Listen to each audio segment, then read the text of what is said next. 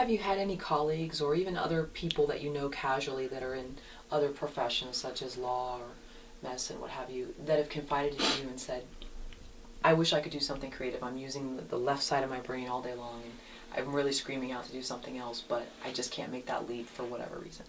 You know, it's interesting. I get that all the time. It's like, you know, they're like, Dr. Sidhu, how do you do this? I mean, I've always wanted to do X, Y, Z, but I can't, it's always an excuse. I can't find the time. This is too challenging. That's too challenging. Or, you know, you know, basically you have to overcome your fear. That's the bottom line. And all professionals in one way or another, I think certain percentage of them feel that way. You know, they want to do something. Maybe it's music or art or drama or anything. It just boils down to, once again, you know, how bad you want it, and, you know, are you good at time management? So. Well, it seems like you thrive on challenges a little bit, because I mean, here you've gone through med school and the residency and all that, and that's draining and challenging in itself, and maybe so you're like, okay, I've done that, and then this is a new challenge that is equally difficult, but in a different way. Yeah, I agree. I think this is monumentally challenging, what we're undertaking here with filmmaking and acting. I felt at some point medical school was a challenge, and, you know, becoming a medical doctor definitely was. You know, I have a very, very stable practice. A lot of, you know, knock on wood, patients that really like me, and I feel like I've done what I can do, and I will continue in that stream. But it's really not challenging at this juncture, whereas filmmaking definitely is. So I do thrive on that.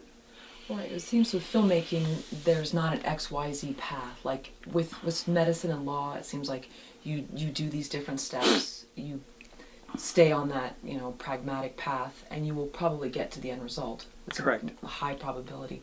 But with acting and filmmaking and writing, whatever, it's not a clear-cut path. It's not, you don't connect the dots and it works. No, it's really risky. Mm-hmm. So it's very risky. So, you know, my hat is off to all those artists out there that are, you know, forging their own path, because it takes a lot of courage. It really does. You know, you have to, because yeah, there is no clear-cut path, and the industry to a certain degree is closed. It's closed in the sense that it's a lot of decisions are predicated based on who you know, or who you're associated with, and so forth. So to be somebody new or an outsider, it's tough, and you have to go into it also